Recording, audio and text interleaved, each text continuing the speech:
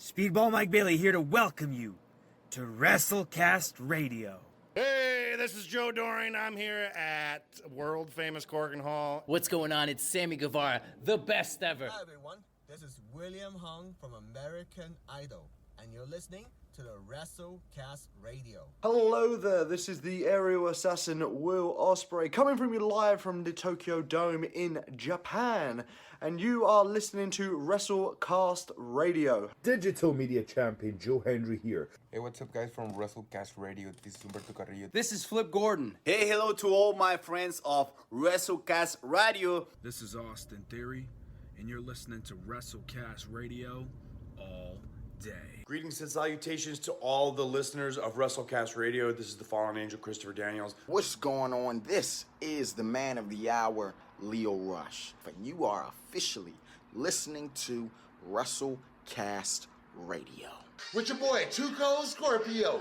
Getting ready to open up this show live, right here on the WrestleCast Radio. What's good? It's your boy, the coach from the WWE. There's a lot of wrestling shows out there. There's a lot of talking heads out there. But nobody says more with less than WrestleCast Radio. You may not always agree with what they say. You might not always agree with what they do. But the one thing you will do is listen. WrestleCast Radio is on the air. 宮原健人の YouTube チャンネル登録高評価よろしくお願いします。宮原健人の YouTube 最後。 This is WrestleCast Radio.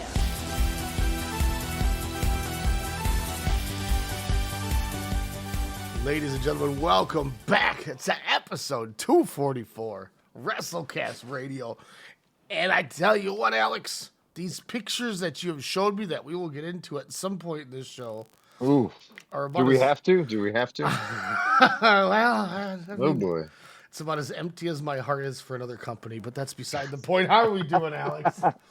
I am doing fantastic. We are doing well after a crazy couple of weeks. I feel like I'm getting back to my old self. Watched a variety, a buffet, if you will, of Puro over the weekend, over the last couple of days, as well as eating a buffet before seeing Bill Engvall, Ryan. Yes, Bill Engvall of the Blue Collar Comedy Tour. I asked for tickets to go see Paul McCartney for my birthday. I was gifted Bill Engvall tickets. A little out of left field, but I got to see both, so it all worked out. We went to a casino to go see it, but a small casino with a sporting book and 3 restaurants and whatnot. I tried to bet on the World Series before Game 7 started, Ryan, but I had no idea what I was pressing. And then the first pitch got thrown, so it was a la our Vegas trip. I was 2 seconds too early, but besides that, doing pretty well. It's wrestling has been interesting. CM Punk is your new whatever heavyweight champion that Cody Rhodes is not. WWE is all elite. If you haven't seen it on the gram or the socials since Saturday night's main event, and that's all we're going to talk about stateside, I believe, this week, Ryan. As we head down to Susumu country in Osaka, Japan, at the Eddie in Osaka Arena, number 2. Have you been did you go to number 1? No, never. Has anyone seen number 1? I just remember, I always will remember the Eddie on number 2. So the number 2 is like the smaller venue. The last time I remember like them running the main Eddie on Arena was like when Zeus was on top of all Japan, because that's right, because it's his town. Yeah, he would do that or whatever. It's where they manufacture all his ties. Hell yeah, his sick ass ties with his sick ass suits he wears. God, I miss Zeus. That dude was fun. Him and the bodyguard. Yeah, bodyguard. Yeah, with like baller goatee and mustache. You're like, whoa, he's like the Rick Steiner of Japan. They were the big guns. How come Zeus and Susumu, Yokosuka, how come they haven't ever formed a tag team called Zeusumu? I don't know. I probably will never have a good answer on that one because that was. And If you could have That's a access to a Dragongate ass time machine. That's a Dragongate Totally. ass name. It's a Alex name for a tag team of anything. If you had access to a time machine, Ryan, would you go back and, of course, kill, Hitler or other people? Not kill other people, but or invest in Microsoft or Apple, decades before, or would you somehow link Zeus and Susumu Yokosuka as a tag team, whether it's Dragon Gate or whether it is All Japan, just to create the moniker of Susumu? Which would you do? I don't think I'd put Zeus with Susumu Yokosuka, unfortunately. Nothing. I don't know, man. The Masters of Lariats? Come on. I guess that's true. I would like to see Zeus and hit somebody with a huge stiff shot at the same time. Susumu's landing one of his big jumbo no kachis, just murking people. Man, I don't know. Maybe Madoka Kakuta, aka a Thick Kuda. I see you there, boy. Could he become the Zeus of this generation of Puro? I think he's older than Zeus. Kakuta? Yeah, I think he might be. Kuda's like 20 years old still. I thought you said Susumu again. That's why I'm sorry. Oh, no. No, I'm Kakuta. sorry. Okay. So I was like, no, I'm still not going for it. I apologize. Man, that milkshake was bringing all the Susumus to the yard, that's for sure. Especially at the Edion Arena in Osaka. For a match that I don't think anybody went into giving Susumu the chance of day to win, and obviously I don't blame them because Kakuta wasn't losing it. That closing stretch, there was a point when I was like, oh my God, he just countered with that Jumbo no Kachi. And I'm like, holy shit. And then I don't know what the hell he even calls it. But he got him up for Okada's red, his like red ink or whatever he calls that gimmick where he slides her head around the waist. Yes, And he cross legs him, and I'm just chilling, and I'm about to take a sip of water. And then he sits out with it, and it looks like Susumu. I went, oh just my ass God. to face. Yeah. Just ass to face. I was like, he didn't protect him, it looked like, for a minute. He just smokes him with this driver. And then instead of pinning him, he goes, nah, let's do one more lariat. Then he picks him up. One more. Kills him with that lariat, man. This match was fucking good, though. Yeah, as you stated, that base of that final stretch, which I would say that's what we miss of that era of Puro, that we would cover, in 2016, 17, 18, and beyond, was all about those final stretches and sequences, if you will. And I saw a bevy of them where I written off many matches that I watched this weekend. Not written off, but I was yawning a little. But man, those final 2 to 5 minutes, you're just like, holy shit, is this my match of the year? What is happening? Because you don't get that shit, watching Mondays, Fridays, Tuesdays, sometimes Saturdays, even though they are putting on good shows over on Collision. It's just, whatever. Max numbers. But Susumu Yokosuka, though, as we've been saying, though, has been having a stellar 18 months in Dragon Gate. Oh yeah, I mean it's been a run. It has definitely been a good run. Great 2025 for sure. Definitely deserved this, the title match against Thick Kuda, because his milkshake brings all title contenders to the yard. But it started off, as a lot of these matches do. I think they were just kind of filling each other out. But yeah, once Yokosuka, because Kakuta was, of course, the first 40% of the match was all him. Yokosuka, kind of has that comeback here and there, but when it was just lariat, driver, ass in face, and then Yokosuka's like, nope, I'm getting up at 1, lariat. You're just like, what is happening? But no, these guys put on, I think, a damn good main event for kind of night 1 of the Gated Destinies here. But just Susumu, like you said, it was like the Goto aspect of you knew he wasn't going to win, but he just made you fucking believe in that final stretch. You're like, oh, I mean, he might do this. How many defenses is this for Kakuya? You're just like trying to think of everything, and you're like, I wouldn't be mad. He had a hell of a year. Dragongate is not afraid to pull the trigger on a veteran. Like this, especially towards the end of the year as they, kind of gear up for, the new year here. But I think they made the right stretch here for Kakuta to get the win. Well, and it just blows my mind too. You say it about a lot of these guys. Everybody, a lot of people that watch this company will say this about a lot of these guys. But I mean, Susumu Yokosuka has been in the business for 26 years, and he still just can go. It's like Mochizuki. Yeah, Masaki Mochizuki made the Observer Hall of Fame ballot this year, and if I was a voter, he would be a year 1 ballot member for me. Is it because of his training academy? I mean, think about the impact he's had on the company. How long has he been with Dragongate? Since the inception? Or? I think so, yeah, because like Susumu's been there since '98. Is this pre-existence? Did they come out in '99? I wonder what his first. I bet he started in like an Osaka Pro or something like that.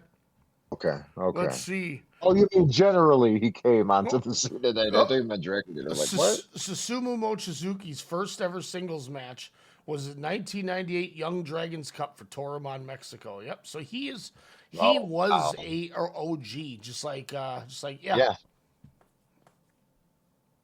That's so tight. God, that company, man. Genki, Kondo, Ryo Saito, Kenichi Arai. All guys that can still go, by the way. I mean, it's so much fun in these matches. Dragon Kid was on this show in the main event with when he was a kid, when he actually was. The irony of that. Vampiro was in the main event. What? No, okay, that's where I draw it. I get it. I understand it. You do you, Torreon, Mexico. Yeah, I look more and more at Madoka Kakuta, and I continue to just be marveled at how Dragongate can constantly cycle guys to the top, and they always are successful. It feels like they don't miss lately. Well, but also keeping the faith in him. Again, he was out for a year during a title match that many were like, okay, he might not win, but this is a step in the right direction for him. It was Kakuta, Sexy Boy Kento, R.I.P., maybe with GLEAT's possible demise, he can come back. That's ironic. They work in AAA now. No way. Yeah, oh my God, we can get Sexy Boy Kento and the Heartbreak Kid, Shawn Michaels. Yeah, Kenta Kabune and Takuma Fujiwara are the Tokyo Bad Boys, and they've been working. Dude, they be smoking all that green, aren't they? All that green in Mexico. They never went back to Japan. Yeah. They're like, well, we like this marijuana. Like SBK. I mean, fuck, right? Oh, I might have to go to Mexico now just to see that guy. But no, and for him to then be on the show for a year, to then get another title shot a year to the day, wasn't it, last year? That he got that day. Yeah, like, which is crazy. But again, Dragongate kind of does that. It's kind of in their wheelhouse. To then kind of winning the Open of Dreamgate Championship. And then, having the last event, it's escaping me. But again, Kuda is highlighted. He looks more confident.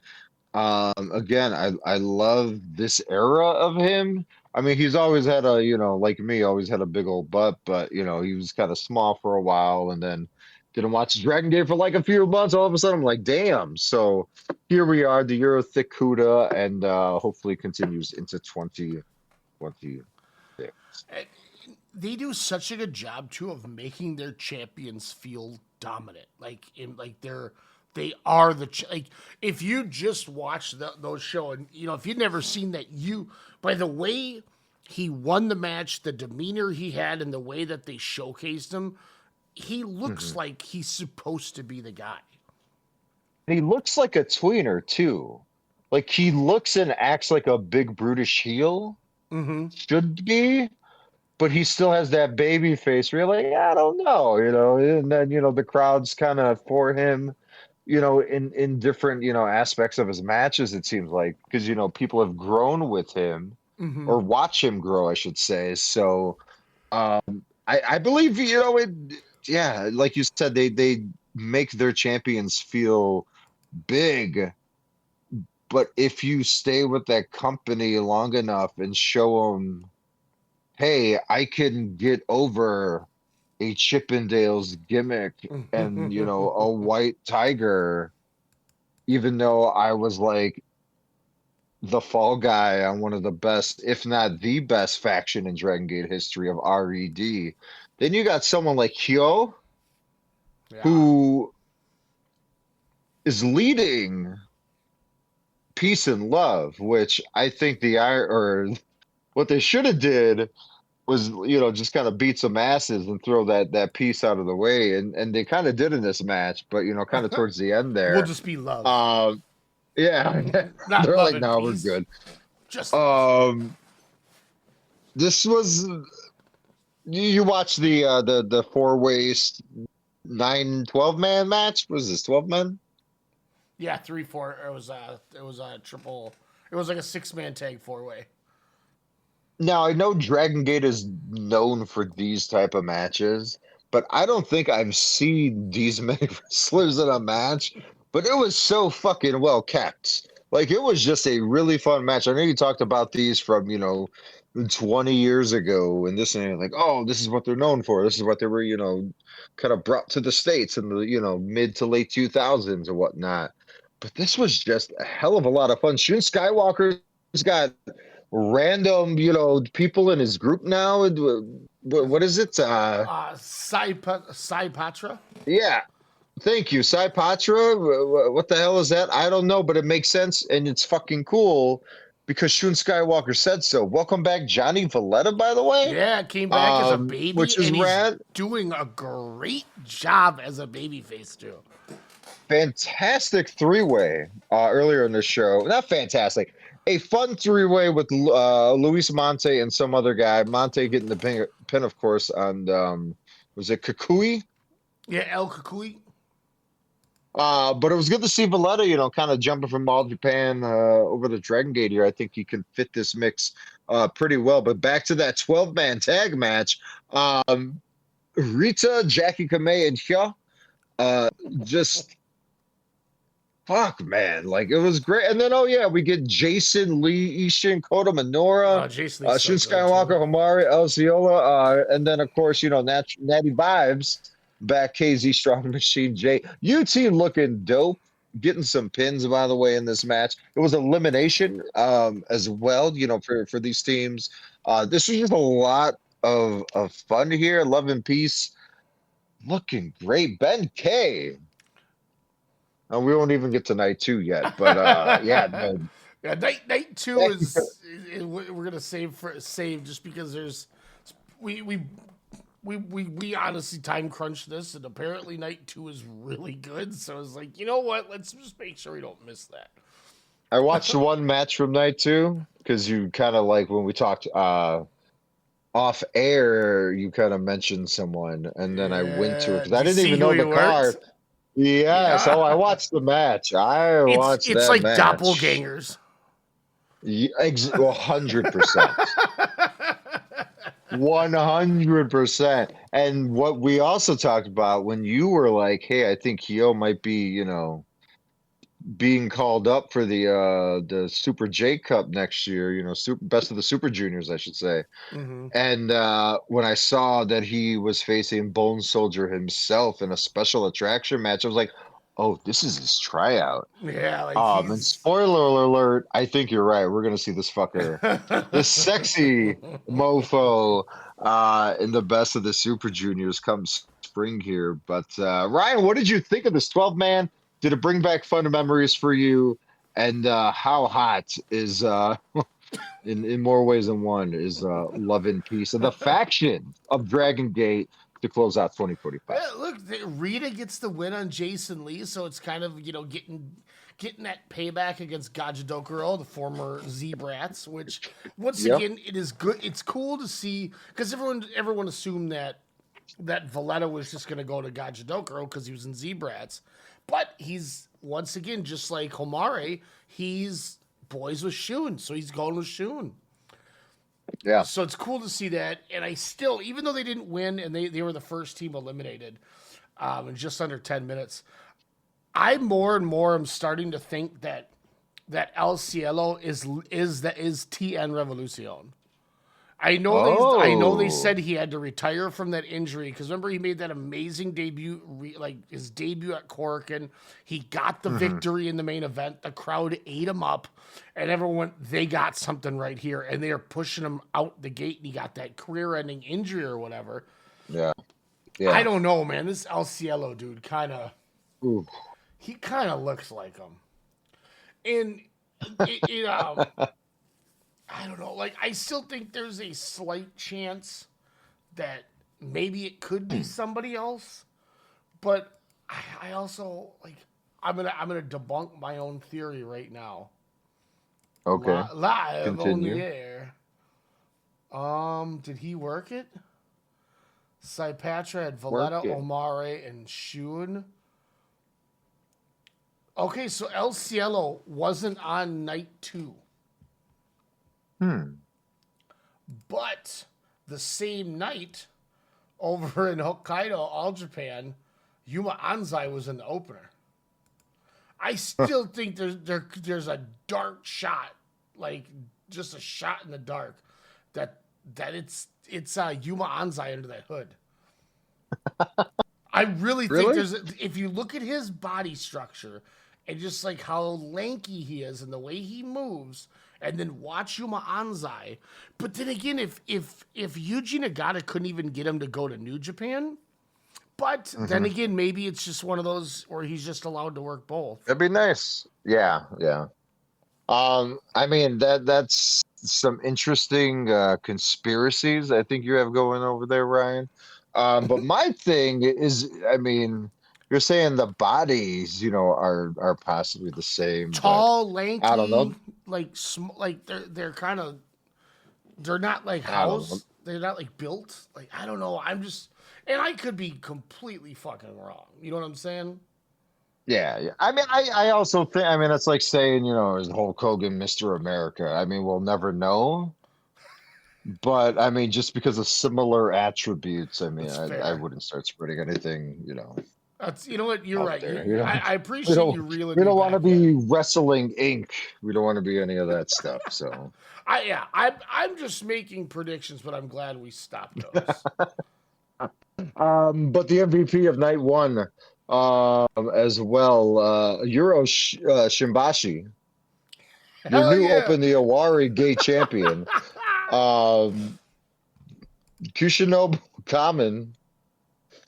Woo! This was I had no idea. This guy comes out in the suit. There's a guy in a big giant mask, like a ramen mask. And I'm like, all right. I didn't know I put it on DDT. I didn't know I put it on DDT. Hearing you describe Kushinbo Kamen is hilarious. I was all like, I thought it said 1 week trial only on Wrestle Universe. What happened here? What happened to the subscription? And so I fast forward like a couple of minutes. I'm like, all right, this is probably just a weird contract signing, or, it says debut match. Where's the other wrestler? Because I thought the guy in the suit either, holding a giant check or was coming in with like 19 bouquets of flowers to give before the match, which they did, I believe, but not from him. But no, this was the guy. He was wrestling, he was flipping, he was taking his suit off, he was ripped, he was having fun. And you know what? Shibashi, I love this guy. I'm happy he's the new Awari Gate champion. And I think he's going to push this belt to the moon. That was his debut match, too, I believe. It was fun. It was like that Office match we watched, maybe during the pandemic. Yeah, that was at one of the either night 1 or 2 of Peter Pan. Oh my God, that was so fun. But yeah, no, this was it made me feel the feels, if you will. As did the opening tag match. Benkei Mochizuki Jr. Took on Kai Yoshiki Kato, as Kato gets the win here. Wow, Ryan. At first I was like, I love Kai, I love Benkei, I love Junior. Yeah, Junior rocks. I'm not too sure about this Kato guy. I know you've been talking him up over the last couple of months here, but I am a fan. This match started a little slow, but when you have veterans for these young, I'm not going to say young boys, but for these, kind of young wrestlers here, you couldn't ask for anyone to pace the match out as they did. The veterans, as in Benkei and Kai, I thought led them to success, as this match was about Junior and Yoshiki Kato. And Kato looks drunk again in that final sequence, as he's just a big beefy dude, but can kind of do a flip here and there. But yeah, this was a lot of fun. Great opener, and yeah, that was Dragongate. Yeah, it's God, they're fun. I want to give a shout out to Billy Ken Kid, who had a hell of a Open to Bravegate title match with Ryoya Tanaka, who won with Twister. But, and I thought that was Dragon Kid as well. But yeah, Ryu Tanaka, the Open to Bravegate champion. Yeah, beautiful hair, good match. Yeah, Billy Ken Kid. I like how they had that promo package video, which there was no English commentary on for these shows. So it was kind of fun listening to the Japanese commentary, but just watching that video package, I was like, oh, this is a grudge match I didn't know it existed, but it's generational, and I'm all for it. And yeah, I thought Tanaka looked fantastic. He's forging ahead, as that Open to Bravegate champion. Billy Ken Kid, 51 years old, been in the business for 28 years over in Osaka Pro, is always a fun little... When he randomly shows up, you're like, oh, this will be fun. He's not going to win, but it'll be fun. I wish him, Dragon Kid, and Ultimo Dragon did the Spider-Man meme in the back. Someone took a picture.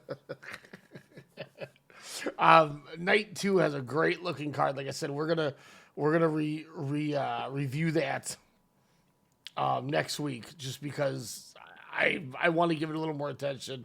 Alex began the watch after seeing his Yo match, so we got to give that effort.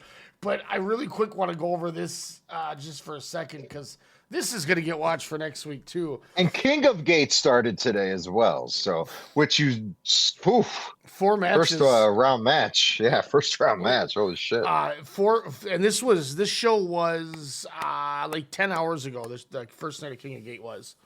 Yeah. So it just happened, but Monte Ishin, Naruki Doishun Skywalker, Ryoya Tanaka Homare, and Yukiyoshi Oka Madoka Kakuda. So we'll have to see how it goes. Like I said, I think Yoshioka. I think whoever loses that match is going to win the Battle Royal to get back in. But I'm interested. It also has Jiro Shinbashi against Masaki Mochizuki. So that might be the end of Jiro. And we get a random which promotion do we see Jiro in? Was that All Japan? Yep. Jiro's been over there. He's with Hokuto Omori. He was was part of. They came with the ring with him with with the shirts. Yeah, it was him and Kumarashi. But we're getting a a surprise Chirayume Saver showing up with this from Ryuku Dragon Pro. So we'll have to see what Oh, wow. what the Mad Dog Assassin has to bring to Dragongate. But yeah, I can't wait to watch this Dragongate King of Gate starting because I want to know what we're getting at Final Gate, man. This Dragongate's coming in hot and heavy to close this split. Yeah. Oh my gosh! Wow, Antonio Brown arrested on attempted murder charge. They brought him to New Jersey for some random reason too. He flew his ass from Dubai. Oh my gosh! Bob Holly said. Fallen. Bob Holly said they should end the brand split and bring in Vince Russo. I guess it couldn't be any worse. We'll have to see what Juggalo Championship Wrestling does, though, baby. Yeah, how did that get any traction? Like, why do people care? Do people actually like? I know I listen to Cornette, but I'm not like a Cornette stan. Like, I laugh at a lot of the shit. And it honestly, the 4 hours flies by each episode, but I couldn't stand listening to Russo for what, 10 minutes maybe? You know what I really think it is the fact that Vince Russo is a shareholder of Juggalo Championship Wrestling. No, what's weird is he was like, I'm a part of the NWA, and he's like, I swerved you. I'm actually JCW, and he's like, who said that I was the NWA investor? When he's the one who said it. Yeah, he's an idiot. In a video. He's a total idiot. He was trying to talk shit about Conan and Bro. Disco. Because Conan and Disco were yeah. like, I think he's in the NWA, and then he like agreed with it. And then he wonders why people like, if you. Like I watched that shit and I was just like, this is this anyway. Yeah, that's too much time. Anyways, Juggalo Championship. Yeah, I don't know. I shouldn't have even read the thing, but I was so caught off guard by Bob Holly. Like, I was just waiting for him. Like, then he can sign me and make me champion. What if they did? He's gonna be Juggalo Championship Wrestling's champion. Oh, after making that tweet, he's like, I'm getting back into business, honey. I mean, he probably could. Spark plugging away. This is a random sportscast news, but last night Alex Ovechkin got his 900th goal. Jesus. And Jordan Binnington picked up the puck after he scored on him and put it in his breezers. And everyone was like, is Binnington stealing the 900 goal puck? And he's like, no, I was going to give it back to him. Oh, I was like, yeah, he should steal that shit. Like, give me some of those cars that you used to hawk 15 years ago. At Eastland Motors. It's Capitals tie the game against the Penguins on your ESPN hockey game tonight. Caps tie the score on a Tom Wilson goal. Wilson, shout out. That was Hell yeah. I still got to give me my Wilson jersey. One of the best Sundays ever.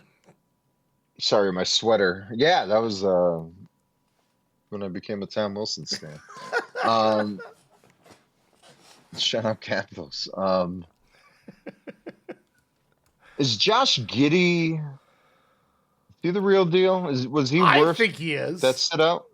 I mean, holy shit! Back-to-back triple doubles. I think he's really talented, and I think that was a trade that both teams won because I think Caruso was a perfect glue guy for it. Where Giddey was at the point where he was getting too big to be just a role player, and he needed a team to see what he could do. And I think they knew getting a guy like Caruso would be the thing they needed to win, and it just benefited the Bulls in the long run anyway because they got a younger. I think Giddey's 23 or something. Mm-hmm. He's super Yeah, young. he's very young, and if he can continue to do this, we got our white chocolate. Yeah, he can in the ball, shy. man. He can ball. I mean, at first I was like, this guy's not worth 120 million or whatever he was sitting out for. And I'm like, yeah, give him more. If we can still only have one loss and we can be 22-1, give him more. That guy's set in Chicago for life. You're like Michael Rappaport when he's like, who the hell is Tingus Pingus? Yeah. And then he's like, oh, yeah, this guy's tight. Give them all the money. Yeah. And young girls or whatever he's in. Anyways, Also, that's so shout out much to the Lakers. It's 7-2. yeah, Lakers Out there balling white with guy. Roy Hachimura balling and shit out there. Rui. Dodgers back-to-back World Series champions. Let's go. And just Man. because it ties together because Rui Hachimura is half Japanese. That's right. So it's like, boom, we're talking Puro. He's averaging 17 a game. Let's go, Rui. I'm hyped about this little team, man.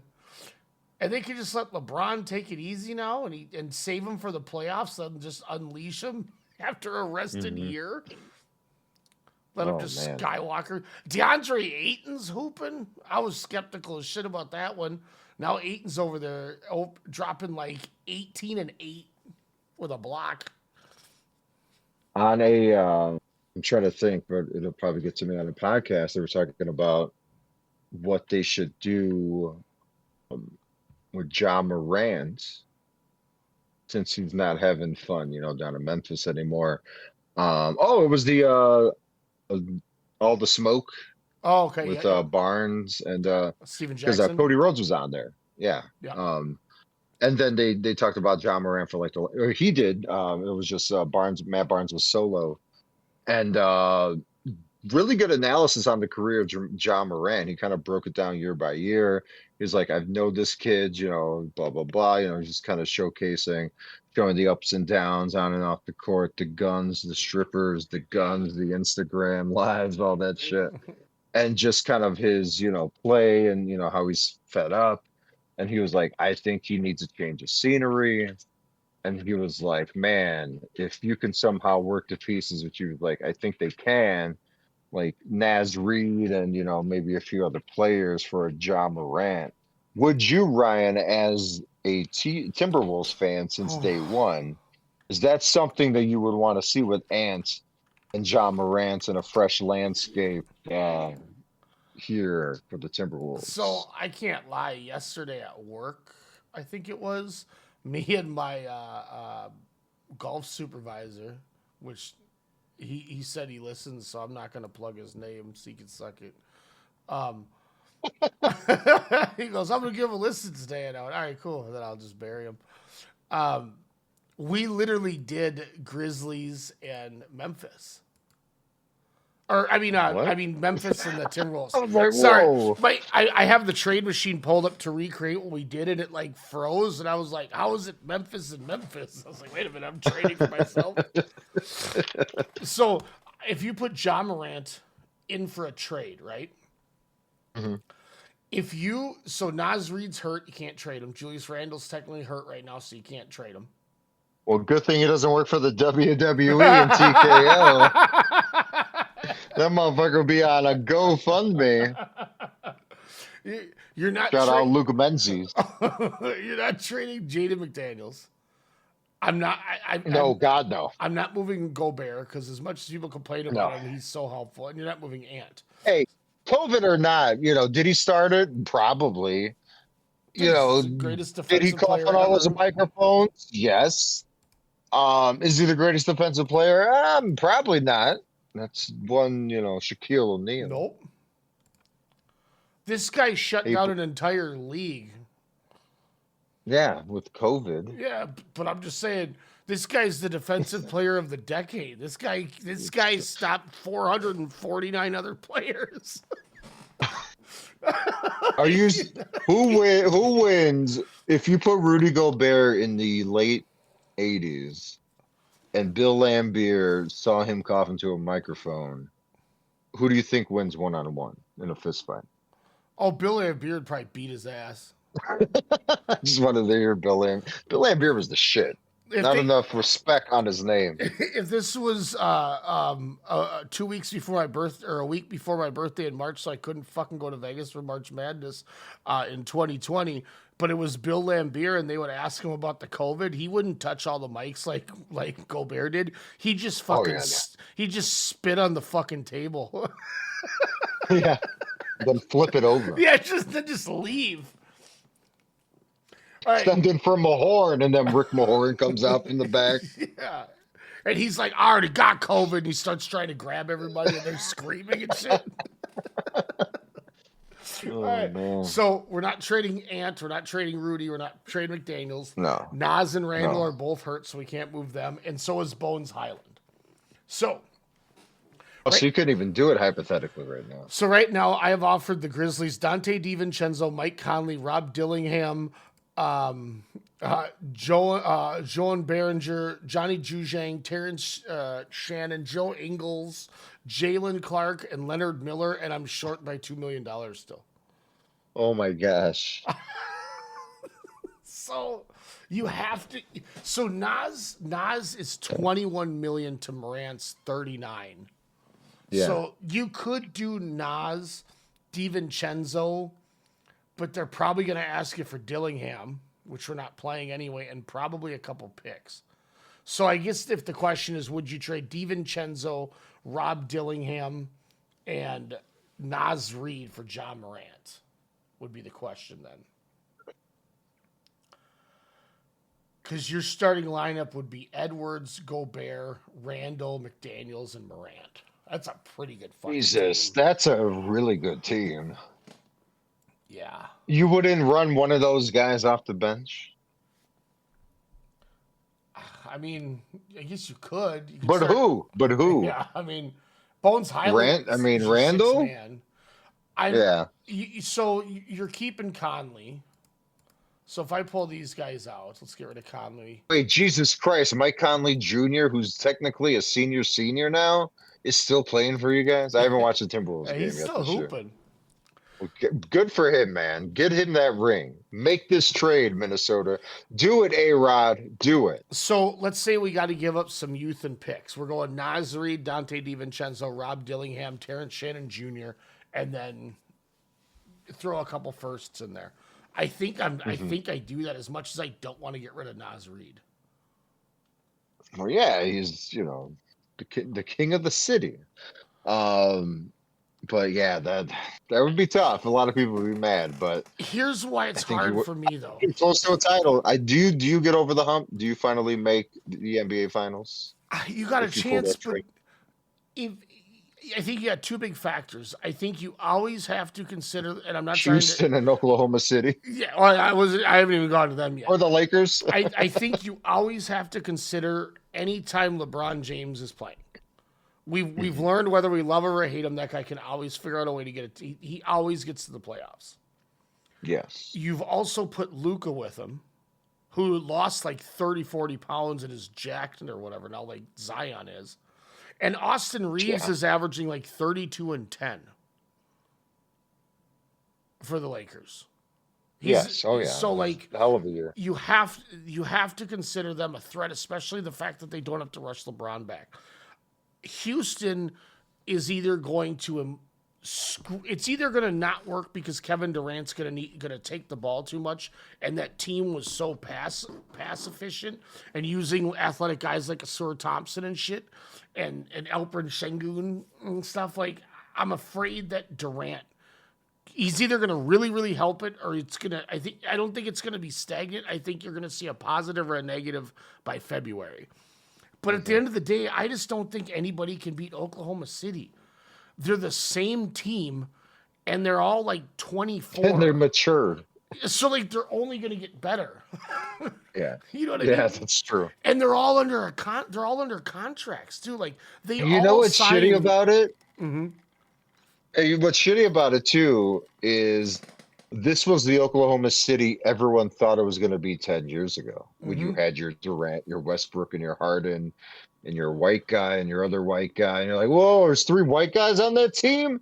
But they were just so good, Nick and then Collison. like they would just, yeah, there you go. It was one of the 4 white guys, but they just made it work. But they just couldn't get over that hump. They were young, but these young guys won a title, and like SGA is just like Canadian, and you're like, what's happening here?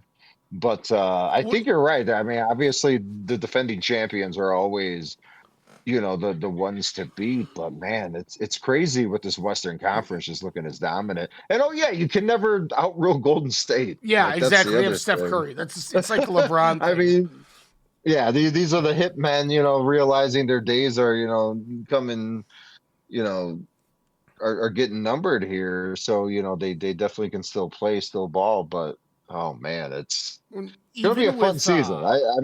This is gonna be a really good season. even with Oklahoma City too, like nobody expected Julian Williams to be what he was. Just suddenly become this all-star type player. Caruso is the perfect bench guy to come in. And Lou Dort is becoming one of the best defenders in the league. He's becoming their Bruce Bowen.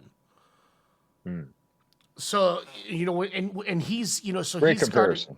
guarding all the 2, 3s, and 4s. So they just got it figured out. The coaching Yeah, staff. do you remember is good. Bowen and Kobe? Just going at it. Those days, man. Bowen gave no fucks. Kobe gave no fucks. Raja Bell would get involved with them guys with Phoenix too, when they had Nash and Amari and Marion. Yep. Man, those are some fun times. Fun times that you I can wish... watch on the Peacock app. That's the funny thing. They have like all these old NBA games. Do you remember? Well, you know what? I don't even know if you've remembered a time when the World Tag League was fun. Oh man, I thought you were gonna say, do you remember the time Jordan scored over Craig Elo? But we won't go there. Do I remember when a World Tag League in the fucking Dungeon of Winter, where you're just like, oh yeah, here we have Evil and Don Fale. Which, Ryan, why the fuck wouldn't you just do Evil and Sonata? It's right there. It's fucking right there. Because that way. Wait, they're not. Are they? They're not in it, are they? They're in separate blocks, but why wouldn't you have them as a team? So Fale can take the fall. I get can take the Fale. Yeah, just like Yujiro is going to take the Fale. But then you have Narita. I mean, I was going to say, he's still a youngin. He's like 26, 27, but why not have Narita and Fale? I mean, I like Ren Narita and Sonata as a team. That could be actually pretty good. But I think Narita and Fale could have been fun. The wily old grizzled mafioso vet from New Zealand, and then you get Evil and Sonata back, who could run that one of the block tables, be that hitch. I mean, they already have Evil defending his open, neverweight championship against Aaron Wolf in his debut match, kind of at the Dome here, January 4th. But fuck, man, why would you miss money on the table like that? I think it's because they want Evil to get wins to make him look good for the Aaron Wolf thing. But again, you're not going to get wins with Fale. No, but they're going to get wins. I mean, let's be honest. They're going to be in the mix. So you're saying Fale is going to pin Toriano? No, I'm saying... I'm saying that what they'll do when it's their turn to lose, Fale's laying down, and when it's their turn to win, Evil's getting the victory. Over under in this New Japan World Tag League starting November 20th here. Are we going to? I'm not even going to say that. Are we going? I'm going over under. I'm saying Don Fale is going to get 3 pin victories out of the 5 that they'll get. So they have 7 matches. So I'm gonna go. So it's over under 4. I'll go. I'm still gonna say he's gonna get 3 pins. I'll give him a courtesy over under doesn't make sense. You're gonna give him 1 courtesy pin? Yeah, this is laced. It's essentially the New Zealand Jew. Come on. I'm not that tall. Should I give him? So I was just trying to look at these numbers. I didn't know that our match we booked last week isn't going to happen at the Dome now. Yeah, both of them that I predicted that they should have happened, because they would have sold more than the 31,000 tickets they have already for Wrestle Kingdom 20. Which, hey, shout out to Tanahashi. But I predicted, I was like, if you want to get 40,000 or more, you book Okada and Konosuke Takeshita, IWGP versus the Continental Championship here. And I was like, you got to get Saya Kamatani to defend, the Stardom, championship against, the Mercedes Moné, the TBS champion, the Alta Monet, whatever they're calling her now, the Monet 14 belts. I'm pretty sure she has. Ultimo Monet. You get them to run it, but they don't. They're we're gonna go Suri and Saya Kamatami, and we are going to get. Well, you didn't watch the main event yet. Well, I knew they were gonna. I've been saying they were gonna unify for. Well, yeah. I knew that was gonna happen when they did the G1 winner not going to the dome. I went, okay, they're just gonna do something like a unification because they don't have the balls to do something. Yeah. I'm talking about how what I'm shocked about is there isn't a Stardom title on the line in that match.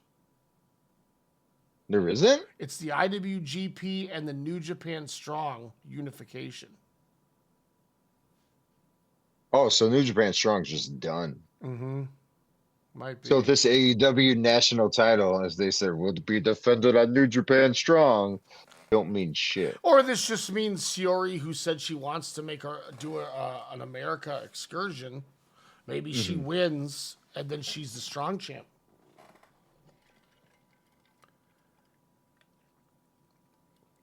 Oh no, I don't think so. I don't know if that'll work. Then she can come work. That's not gonna work for me, brother. I'm not gonna lie. I'm kind of interested in this fucking tag league.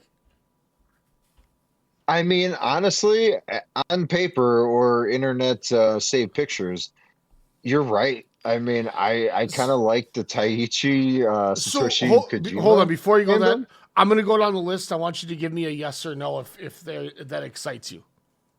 I want to test your gauge. So bringing back Bishamon. Yes. Oleg and Bolton, Oleg and Toriano. Fucking Oleg. I'm in the middle, but Yoda Tsuji and Gabe Kidd. Yeah. Eggplants emoji. They're not going to win, obviously, because Tsuji's got a match. But holy shit, am I? Well, so this goes back. This goes back to what was it, King of Power Struggle, where the former LI or the clique formerly known as Los Ingobernables de Japón and Bullet Club War Dogs were shaking hands like, what does this mean? Well, apparently this is what it means because we have some crazy mixed variations, as you just stated, with the Yoda Tsuji and Gabe Kidd.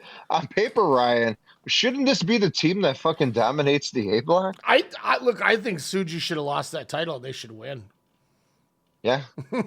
that would have been interesting. Evil and Fale. Yeah. No. Taichi and Kojima, who you brought up. I like that team I really a lot. do I mean, they're not going to win. Yep. Wily veterans are going to beat the shit out of people, and that's what we want to see. You know what's good about that match is even though you know they're not going to win, you don't have to skip the match because it'll probably be fun. Oh, agreed. And oh my god, Desperado and Shuji Ishikawa. That's the craziest fucking tandem ever. Let's go, man. You get Shuji in a New Japan ring, and oh yeah, he's with Despy of all fucking people. All in for that shit. And then Shingo and Drilla, they might win this. Oh yeah, this might be the winner of the A block. I wouldn't be mad at that because they don't have anything to do. And the parallels with those guys, holy fuck! And think of their matches they had this year. How good they were. Oh yeah. It's just on paper, yeah. That was the second team to catch my eye, besides of course Tsuji and Kidd. But my god! And then Yujiro and Chase Owens are there just to take falls. Yeah. They'll be 10-minute match, whatever. If I can watch, they shouldn't get one win. They should not get one win. I hope they spoil Evil and Fale's chance to win. Oh, okay. I hope they're the spoiler. And then B block, we got the boys, the Knockout Brothers, Oscar and Yuto Ice, throwing middle fingers everywhere. He's fucking tight. They got to be thumbs up, I would think. Oh yeah. Zach and Oiwa. That's fun. I like it. I like it. Second year in a row. They were fun last year. We get Monster Sauce back. Yep. Archer and Zane. Sign me up. That's gonna be fun. Let's get them some wins too. There's definitely they can get 3 or 4 wins. I think in this block. Tanahashi and ELP. I'm intrigued by this. I don't know. What do you think of this being Hiroshi Tanahashi's last tag team partner? I like it because I think he really likes ELP, so I think it's awesome for ELP. And it's Tanahashi once again showing how great of a retirement tour he's doing because now he's doing World fucking Tag League. Take that, Cena. Take that. The team that I think I want to win the B block and wrestle Shingo and Maloney, Shota Umino and Yuya Uemura, who I thought were great in that tag match.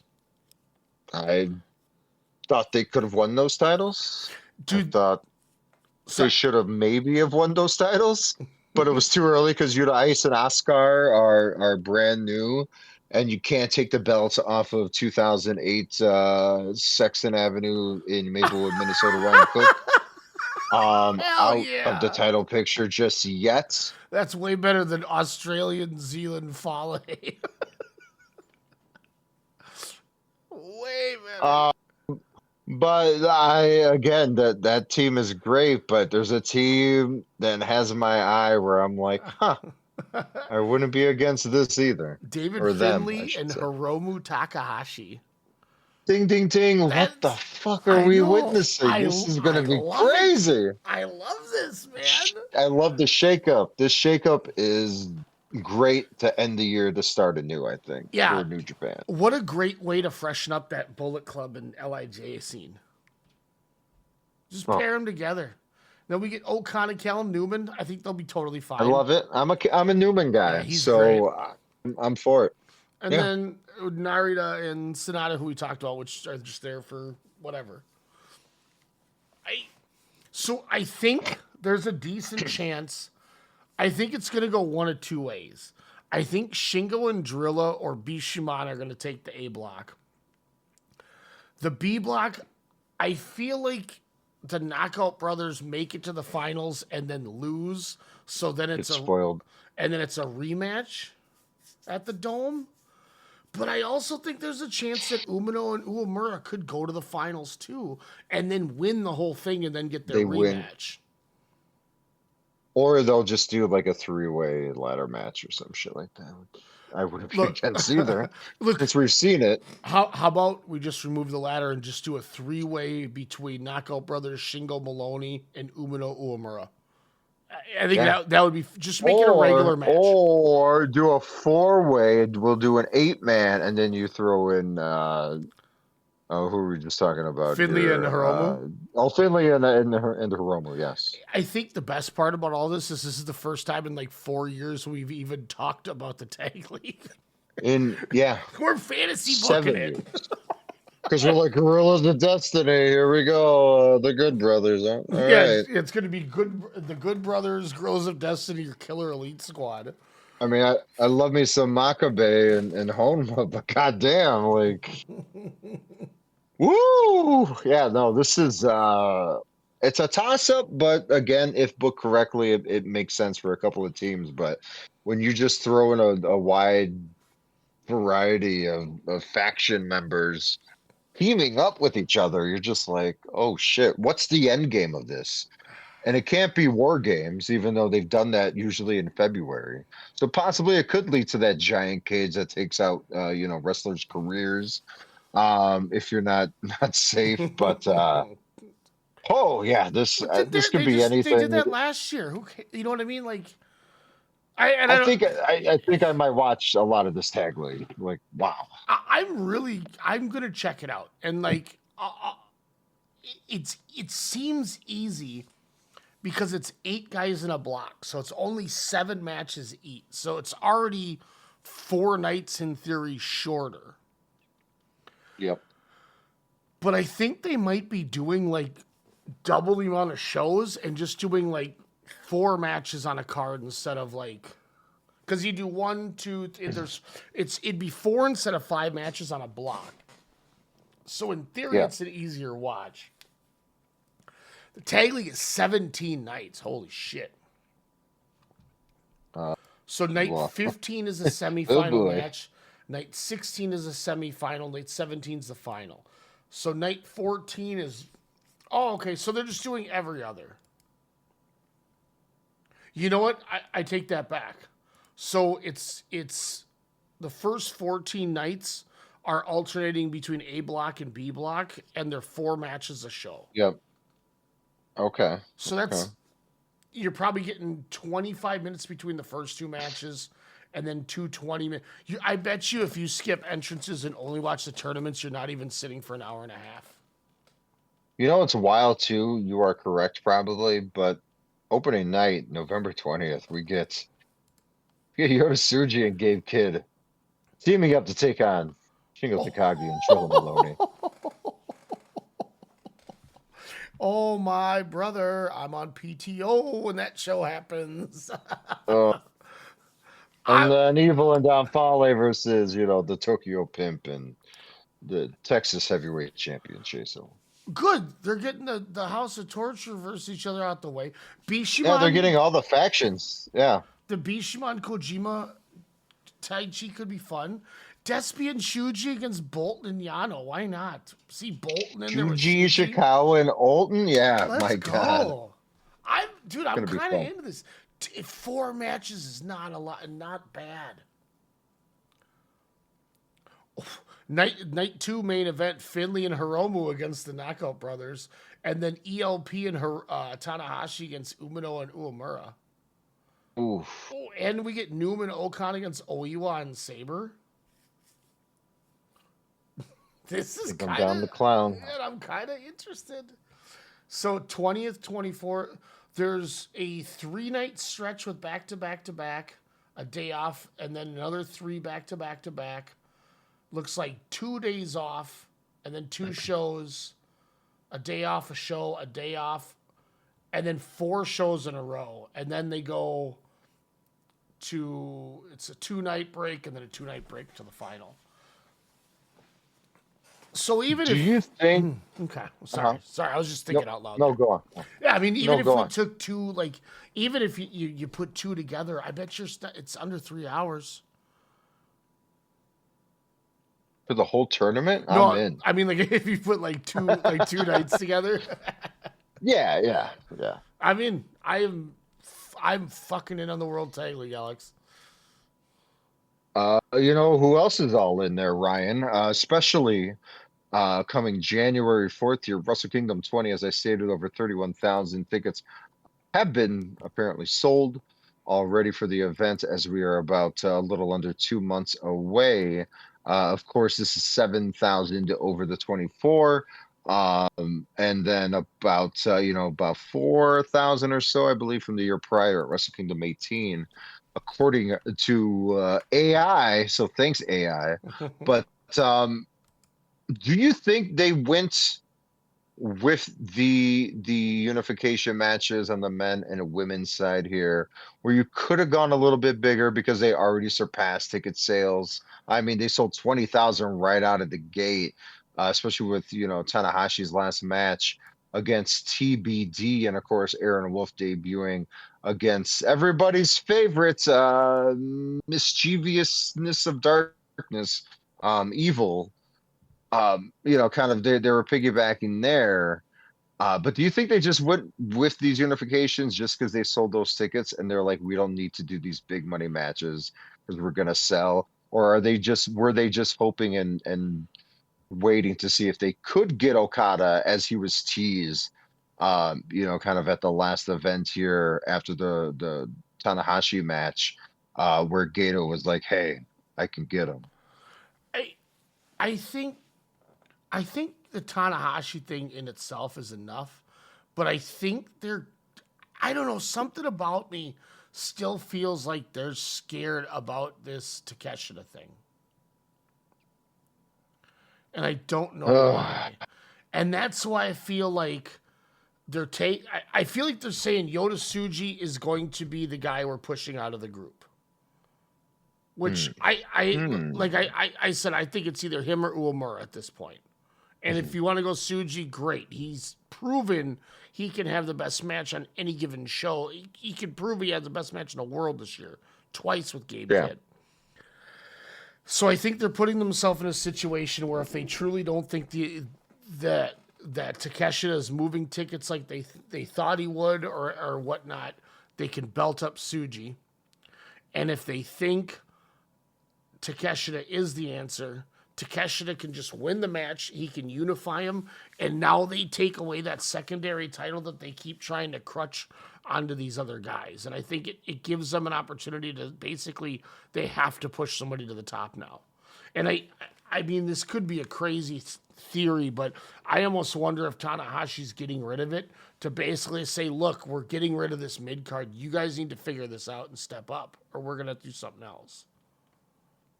Yeah, but they need that mid-card because, I mean, is the Open your mid-card title then, essentially? I still Especially because we know they're going to put it on Aaron Wolf. I still think that Never title is extremely valuable. I think you need to get your junior division back in line and start elevating that like you used to, because that title used to be a big freaking deal. Well, but I'm saying, the Intercontinental Championship was just, it was such prestigious and then it was just gone. You know, obviously it carries a lot of weight here in the States, but I thought it did wonders for, your Naitos, your Ibushis, what have you. Oh, yeah. Your Tanahashis. Where, it's just like, so you're pretty much saying if they're getting rid of this US IWGP or whatever the heck they're calling it now, the Continental or what have you, the International Championship, like with them getting rid of that, like you're pretty much saying bye-bye, there's no hopes for an IC title return. Because Tsuji is saying, I will bring back the original IWGP Championship when I win. I mean, and you got to look at it too. That IC title was never a mid-card title. Whoa. I mean, it main evented. You're saying La Sombra was... I don't know. Main event. I don't think at the time they thought it that way, but once Nakamura got a hold of that thing and that kind of became the Nakamura title and then the Naito title. I mean, remember Nakamura Tanahashi headlined over Naito Okada at Wrestle Kingdom 8 by the fans' choice. Like that title wasn't a secondary title there. You know what I mean? Yeah, but looking back, like I said, it means a lot stateside as I'm looking at my Intercontinental Championship. Thank you. Bret Hart, your Shawn Michaels, your Razor Ramones, like they weren't the top guys, but they were, even as a 9, 10, 11, 12-year-old, you watched them because you knew you were watching like wrestling, even though you were still figuring out what wrestling was during that, end of the Hogan era, leading into whatever they were doing in 93, 94, the next generation, if you will, which was not working. But everyone wanted to watch those three when they were holding that beautiful white strap Intercontinental Championship that both companies utilized. And, weren't they considered quote unquote mid-carders in WWF? The IC people like Michaels and them? Yeah. Yeah. But I don't think this company thought of it that way. I think maybe that was the intent at first. Or was it just that company was so hot, meaning New Japan? Yeah, that's in that time true. Where they were just like, hey, we got stars galore, let's just belt them up and we're just going to sell tickets. Like we're going to watch them rise and grow year over year. And while this championship is placating what our lineage of the IWGP championship was, with these guys, but and going back to Takeshita, your new IWGP heavyweight champion, where he's like, hey, when I win this belt from Yota Tsuji, I'm going to be a defending champion. He was like, hey guys, and maybe this gets him heat, as you're saying with the New Japan fans, which I don't understand why it would, where he's like, I'm going to defend it in 3 companies because I'm legally contracted by 3 companies, DDT, New Japan, and of course, All Elite Wrestling. And he's going to be facing and winning that Continental Classic by beating Okada, which is why we're probably not getting it at the Dome here. But hey, we might be in Chicago for that. Wink, wink. So I guess I can't be too mad. But do you think that hurt him in the way by, saying, hey, I work for these other companies as well. I'm going to defend your title on foreign ground? I don't know. I think they're just afraid that he's just going to get pulled and then have to get stripped of the title or just drop it really quick. I think Tony Khan has too much respect. I mean, clearly by I agree. having Wrestle Dream, as an event where Inoki has nothing to do with that anymore. And his family wants nothing to do with that. Let me say this in the most serious way because of how bad I shit on this company. So I'm not trying to do this as I'm shitting on WWE with this take. But they got to realize that Tony Khan wants to work with and help grow them along with themselves. This isn't WWE and NXT where we're gonna you know what I mean? Like, all of our guys are going to come in and do a lot of it. Like, it's exactly, Takeshita is under contract with New Japan. People, and I know they're mad, well, Tony Khan signed Okada. Okay, well, because Okada didn't want to be there anymore. That's not his fault. Yeah. If Okada walked to your door and said, I don't want to be there anymore, I want to be with my friends, are you going to say no? You're a maniac then. What if Okada said no at that time? He said what? What if he said no at that time and then went to no one? No, he's like, oh, I think So with Okada, I mean, what happened between, was it a rift with him and Gato? Obviously, creatively at that time, was it him and Tanahashi? Like, what caused this rift where all of a sudden he's like, I'm out? I think it's just besides the money. I think it was just the Shingo Dragongate thing. Whoa. Like, what else was there left for him to do? And he outgrew that company. And that's crazy to say, but like, at some point, if you want to try something different, you gotta go for it at some point. Hey, are you listening, Kento Miyahara? Yeah, no shit. No shit. And let me say this too, going back to the title conversation. The never should be your mid card. I mean, when I go over the history of this title, think of all the people that had this that won the main title or did great things. Tetsuya Naito's the champ. Ishii was the champ. Shibata had it. Nagata had it. Yep. Evil had it. Goto had it. Suzuki, Kota Ibushi, Will Ospreay, Kenta. Yeah, but a lot of them were guys that could never win the IWGP. So but then they did. Will Ospreay won it. Kota Ibushi not Ishii. Won it. But no, but Goto finally did. Goto won it. Yeah. Goto finally did. Yeah. You know what I mean? Like, Evil won it. Shingo won it. Tanahashi won it. Jay White won it.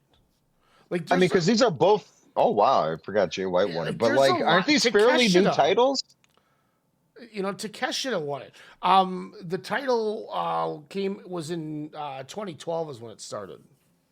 Yeah. So I mean, that and the Intercontinental Championship was just a few years prior. Still like baby titles for that or newer titles for that company. But yeah, the lineage, like you were saying, and the never was after the Intercontinental Championship, correct? No, the never was before it. Never was before. Wow. Or right around the same time, maybe. Hold on. I might actually be wrong. Because MVP was your first Intercontinental Champion, right? Yep. And then he didn't defend it for like a while, I think. Let me pull this. I could be wrong. But then like you had the guys like Yujiro and Makabe and David Finlay who maybe, Makabe won it, but things like that. It felt more. So, okay, so you're right. It was about a year and a half before MVP won it, Invasion Attack in Philly. So then, if you like when they were trading this, I mean Nakamura was a champ. Like Nakamura and Tanahashi traded this title. Like they don't trade a mid card title, in my opinion. Kenny Omega was trading it with Naito and Tanahashi. Really? Jericho came in and won it. Ibushi was Yeah. trading it with Naito. Jay White was too. You know what I mean? Like, so you're not like, it's 100% right. Like, that is your mid card title. But if you look at the lineage of the people that had this title, I mean, there was 15 champions, and Fale's your worst one. La Sombra's probably your second worst, and then it's probably Elgin and MVP right there. But then, like, your next worst guy is like Masato Tanaka. And I know not New Japan, but he never was a New Japan guy. But I mean, that dude was 0-1 champ. That dude was DDT champ. That dude was, I think, FMW champ. Like, so that dude wasn't like, you know, you look at the names that won this thing: Nakamura, Naito, Tanahashi, Goto, Jericho, Omega, Ibushi, Jay White, Evil. All, and that's the whole history. There's only 15 of them.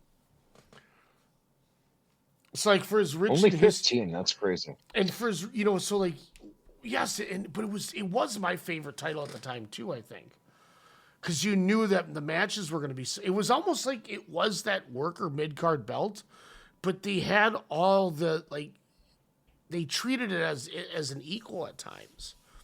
And I think Oh, 100%.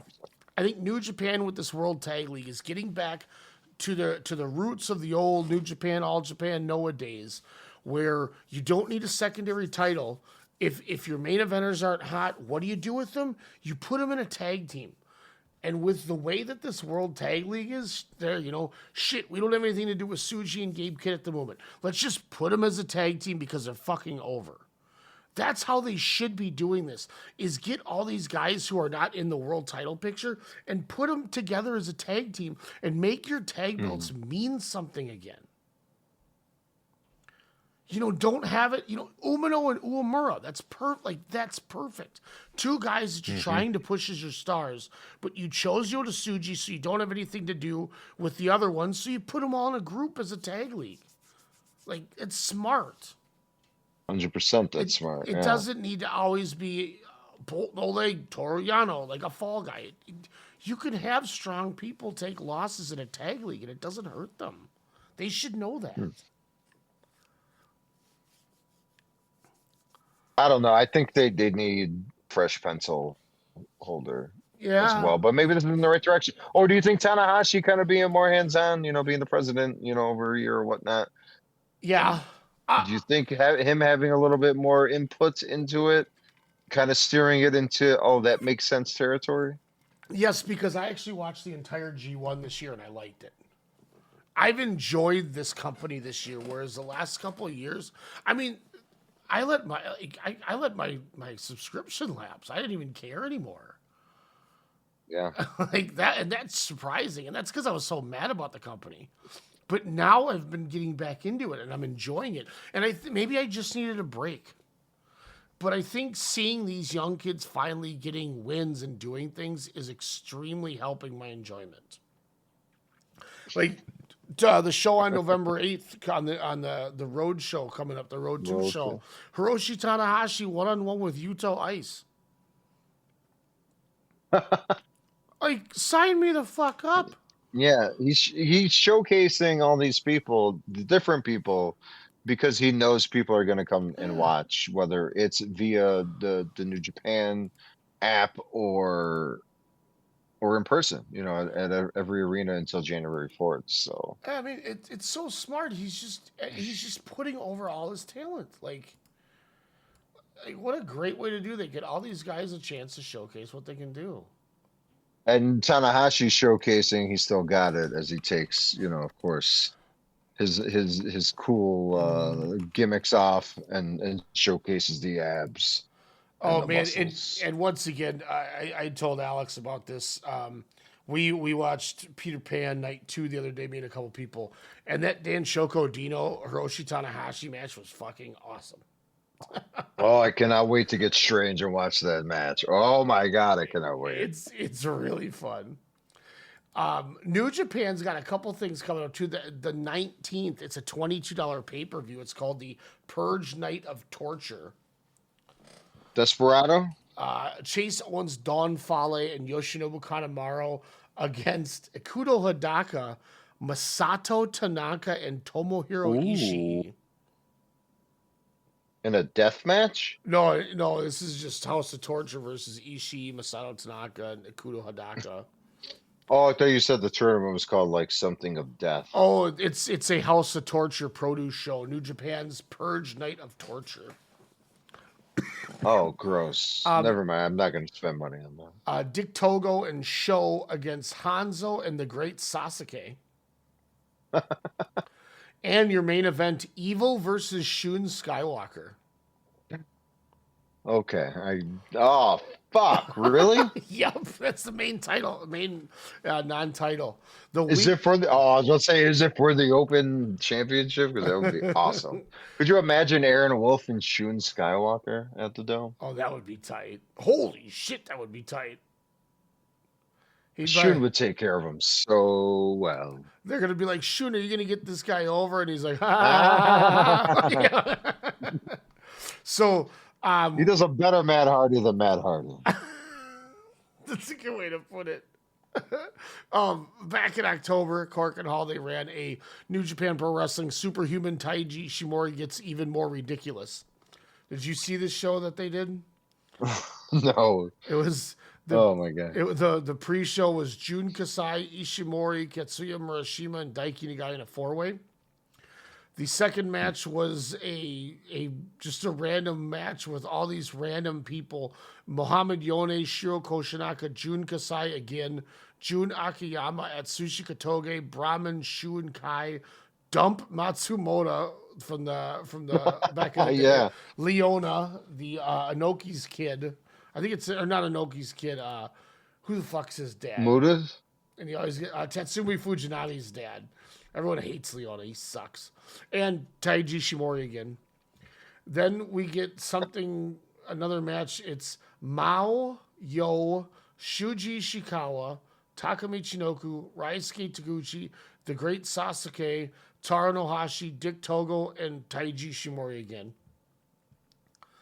Then we get another match with Taiji Shimori, Titan, Yo, Sho, Drilla Maloney, Mao again, Hyo from Dragongate, Koju Takeda, Ryohei Oiwa, and Oleg Bolton. So these are was just one match? So what? So there was the Iron Man Secret Block match, the Iron Man Tohoku Muscle match. Then there was the Iron Man Rumble Muscle. That was now, and then also the fourth one is the Iron Man Rumble Dragon match, which is Tatsumi Fujinami, Ryuji Ito, Taiji Shimori again, Shingo Takagi to get another dragon, Kagetora, Nice. Hiratimo Dragon, Mao wanted to play again, so Mao's in the match, Shun Skywalker and Dragon Daya. And then in the final Mucha match, one-on-one, Gato and Taiji Shimori. So he works every match on the show. So this weekend is Taiji Shimori Gets Ridiculous one more time. The first match announced in a 1v1 match, Taiji Shimori and Dragon Kid. That's a first-time matchup, huh? My God, that's wow. And then lastly, about 10 hours ago also, the main event of Freedoms, the Jun Kasai Deathmatch Company, is Tomoya Hirata and Toru Sugiura against Jun Kasai and his partner at the Freedoms once-in-a-century chance, Hiroshi Tanahashi. What? Yep. He's working after a match that has Violento Jack and Masashi Takeda in it. God, just 2025 has been awesome for Tanahashi. It's the best. Remember we saw him at Takeshita in person? Yeah, like, is this the best retirement ever?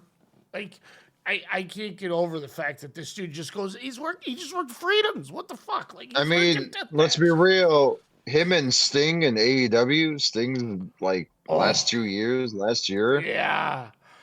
We saw that dude jump off stages. Like not even a stage, off of the Titantron of AEW. You know, and I am literally not trying to talk shit, but man, look at the three biggest companies in the world. All had somebody retiring. One's not like the other. Yeah, you remember Jeff Jarrett's retiring this year? Hell yeah! Remember that thing? That was actually kind of You remember fun, he was supposed to too. get a titles? Yeah, you remember that? And then they just pulled it. He lost the chance. He had the title match, but he lost, or he lost getting the title match. Well, didn't the fans like go crazy and then they're like, nope, we got to redo this? I think they like, and I thought he ended up having a match for some reason. I'm gonna hit up that cage match. But don't forget, he's his retirement year as well. Well, let's be real. He's Jeff Jarrett. He'll never retire. He's Jeff the Lawler of Tennessee. Jeff Jarrett was in a AAA World Tag Team title match in March, apparently. Ooh, in March? That was his last time? He tagged with Sam Adonis against Laredo Kid, Payano, and Nueva Generacion Dinamita, Forastero, and Sansón. His last he was in the AEW World Title Contendership Gauntlet thing. He lost that. And then he lost to Claudio in January, and he hasn't been on AEW since. Some retirement year. Maybe they'll roll it back into 26. Remember that awesome match he had with Danielson on Dynamite, that Anything Goes match? Yeah. That shit was Yeah, tight. I do. That was a fun little match. Has a lot of fun coming out of those. Dragongate's getting good right now. I'm excited with Dragongate. One thing we got to talk about real quick before we get off the air with you tonight. All Japan Pro Wrestling, which, man, y'all know how much I raved about their match not too long ago that we saw a couple weeks ago. But already running it back, I believe it was on the 3rd, the Hokkaido Dynamite Series Night 7. Kenzo Miyahara, Hokuto Omori, Triple Crown title. Miyahara comes out as the big baby face. The fans start slightly cheering Hokuto Omori. So what does Miyahara do? That motherfucker decides to start working heel. And he gets a hell of a babyface match out of Hokuto Omori. Oh, man. I didn't know what to expect since I didn't know too much besides him coming out after Shiozaki and Kento Miyahara. The event before, just a week prior to this? Yeah. And I was like, who's this little, this young boy or whatever? This and dork.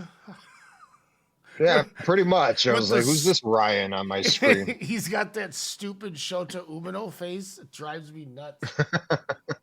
But no, he definitely worked that match. Like you said, they knew how to call it in the ring, or at least Miyahara did, and he went along with it. And again, you knew this was a match to showcase him and how to elevate and maybe down the line beat a Kento Miyahara. But Miyahara, when he had him in that straight jacket, paused for, I don't know, 5 seconds, but it seemed probably more like 20 seconds. And then just, the straight jacket and then boom, just right on his neck back for the victory there. Like last show, I was like, man, everyone is just doing the straight jacket German here. But no one can do it like Kento. And yeah, this was a good, 25-minute, kind of main event here. Miyahara looking perplexed. Even after his wonderful crowd rejuvenation, intro is like, hey, everyone, say my name. And then the crowd said, it sounded like 9 people because there was no commentary. So you could hear like every little pin drop. But Miyahara, like I said, is just a vibe and he's vibing others because he knows that the depth of this roster is still very minimal.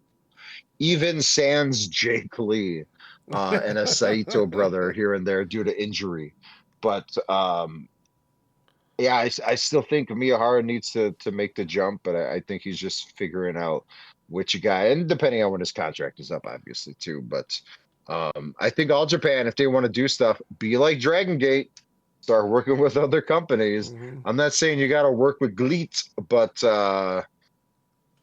All Japan's got to do something. You got to showcase your Miyahara. You got to get him more, and then which then will get more eyeballs on your product. And AJPW.TV will hopefully get more subscribers.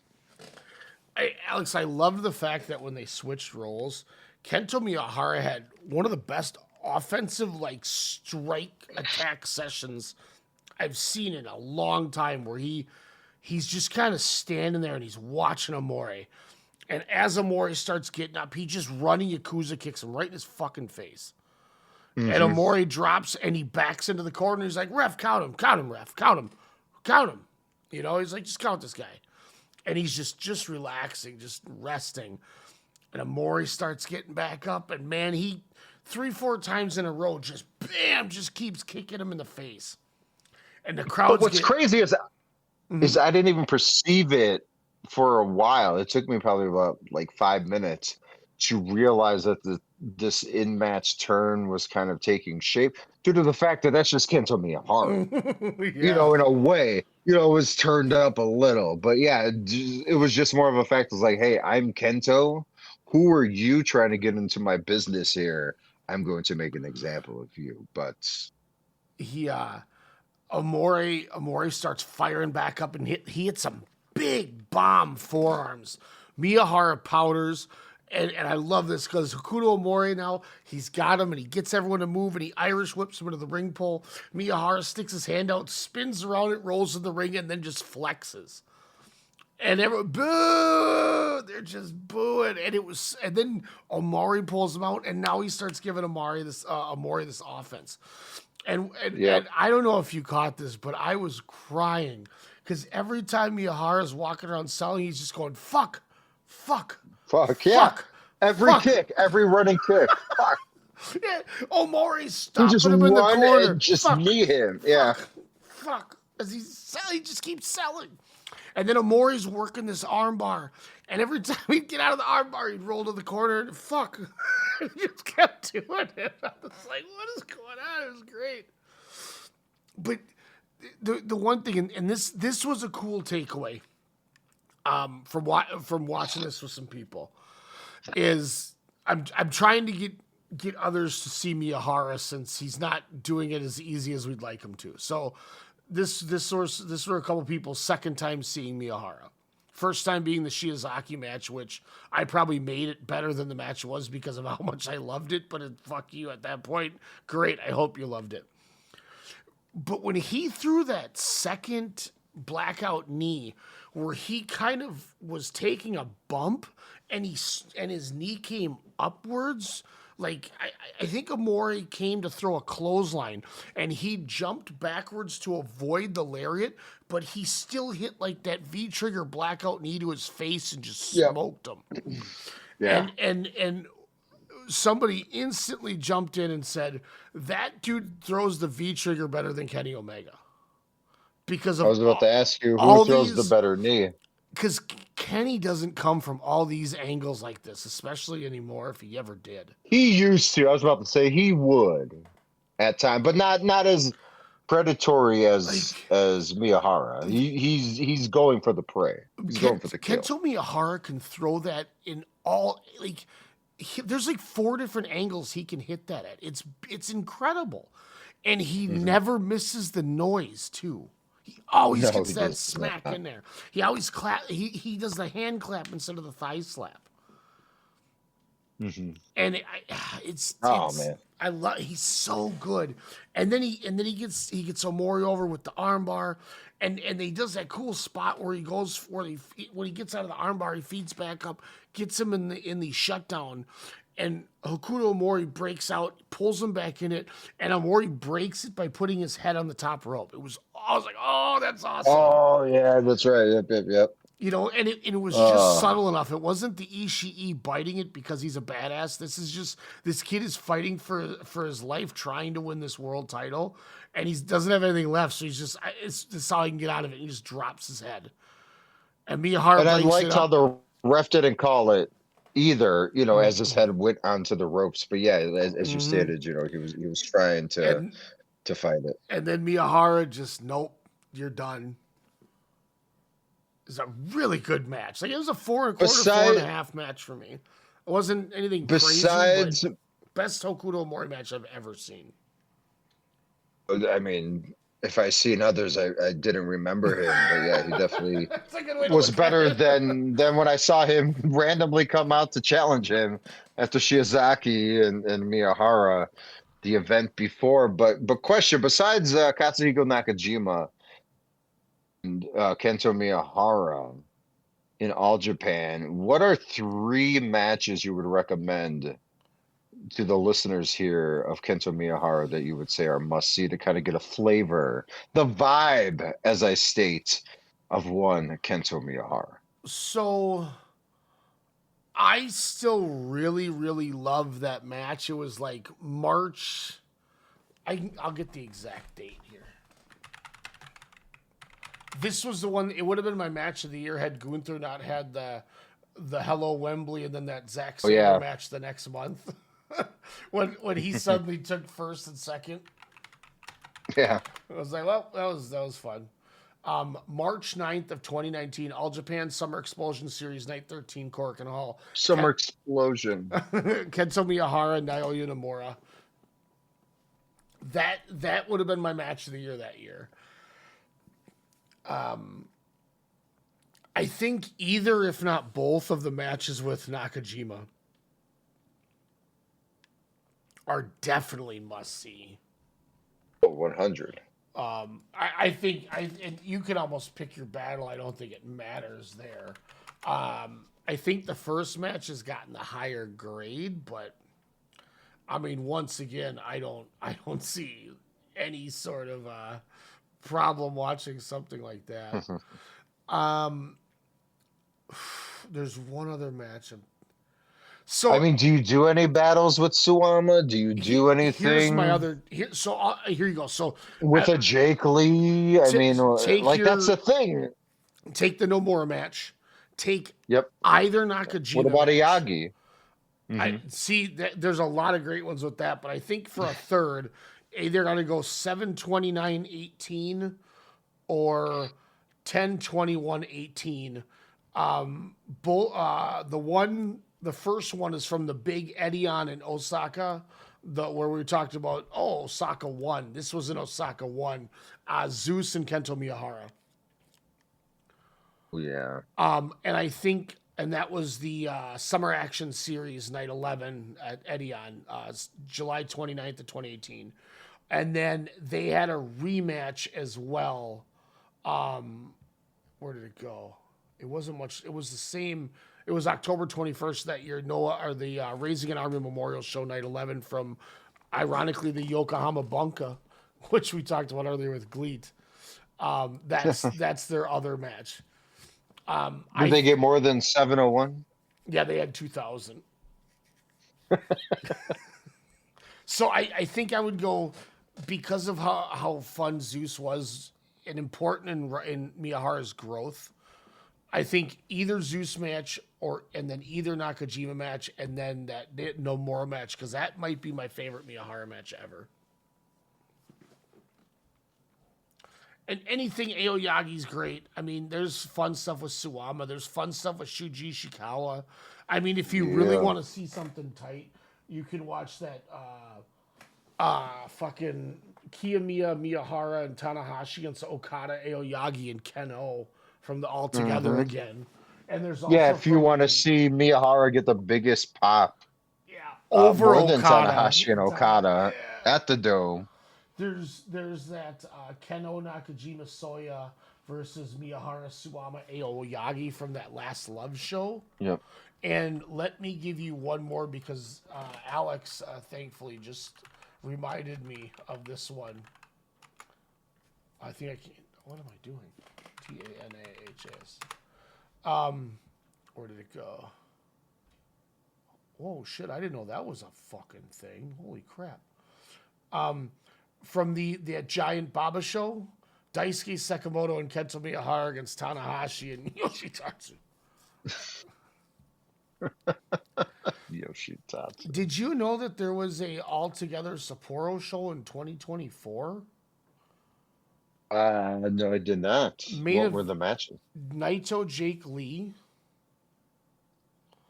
Okay, that sounds familiar. Finley, Gabe Kidd, and Yohei against Alejandro, Kiyomiya, and Keno. That sounds lame. Bushi, Hiromu, Shingo, Teton, and Yota Tsuji against Anthony Green, Jack Morris, LJ Cleary, Cart Connors, and Drilla Maloney. Masa Kitamiya versus Tomohiro Ishii. Azumi Starlight Kid. Bishiman against Daichi Hashimoto and Daisuke Sekimoto. Yeah, that's my main event. Great Okan, Jeff Cobb, and Kazusada Gucci against Oleg Bolton, Ryohei Oiwa, and Tetsuya Endo. Oh shit. Last three, Hayata, Oka Sasaki, and Yu Owada against Kosei Fujita, Robbie Eagles, Zack Sabre Jr. Tomoaki Hanma and Toru Yano against Andreza the Giant Panda and Tomoya. Oh, they had Honma against the Panda. And this one I saved in the middle. Wait, did the Panda do the headbutt? It must have, and then probably fell over and lost because Honma got the victory. Sanada, Taichi, and Yuya Uemura against Naomichi Marufuji, Hiroshi Tanahashi, and Kento Miyahara.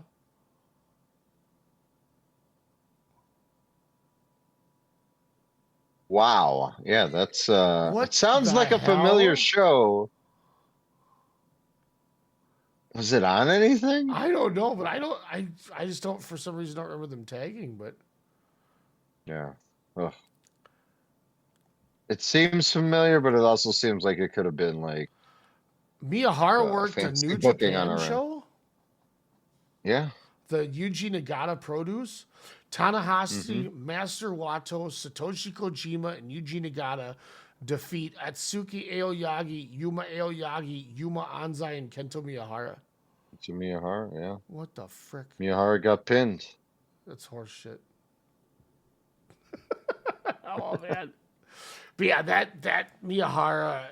Look, I know there's not enough time in the year to really win it. But if Miyahara has one or two more title matches that are all at the level, like not even at the level of the Shiozaki one to me, but even on this Omori type building level, he's gonna get in my top 10. Because he had a great year doing the tag stuff, and then he comes in and wins the Royal Road tournament. Then he wins the title, and he's had two fantastic title matches like 10 days apart. He might. My God. He might sneak in my top 10 if he gets another couple. I mean, I think he's a guy that should sneak into many top 10s, especially, heading into the new year with this momentum, not only as champion, but, kind of putting some veterans and some newbies, kind of in the spotlight here. Yeah, Kento Miyahara, it's good to have him back. Yeah. Because All Japan, what we didn't watch, it seemed like for years, just due to the fact that it's like either same old shit, Saito brothers getting hurt, Miyahara kind of just being relegated to, tag matches. But I get it because they were trying to, of course, build others. But, when in doubt, break glass, give the belt back to Kento there. Do we ever get a full Miyahara heel run, do you think? Is that a way they get him out of All Japan if he ever chooses to leave that company? I don't want to say I don't think you can't, because I think he's always going to be over. But, I mean, I think he's in such a weird spot in a company that doesn't have any kind of an image, in my opinion, that you're not wrong. You just kind of let him do what he needs to. You book who you need to against him and just let him in and just go, all right, make the match work. We'll get you the guy. And you just let Miyahara figure it out, I think. And I think Havoc's going to be a good way to do it. I would really, really love to see a Shino get a shot with the ball. I mean, it doesn't help he took the pinfall in the tag, but he was still going Havoc while laying down on the ground. Havoc. So he still was doing the entrance. So I popped. I thought Havoc v Havoc, kind of in the tag. What is this tag league called? The Real World Tag League. The Real World. Wow.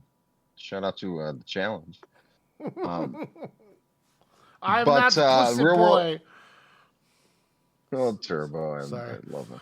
I could not resist when you said that. And Turbo, I'm action movie star and lover of all women. Except Nani, she is old. You are my mother. When he said, I'm the pussy boy, chicky boy, he's yelling, I was like, yes. I hope he rips his head off. Shit's down his neck. Show's fun. Oh, man. Did you watch the new one? No, I'm like 5 episodes back. Oh, cool. Okay, never mind. I'm sorry. Continue. Try catching up, and then the cable box. A new cable box that we just decided to be stupid.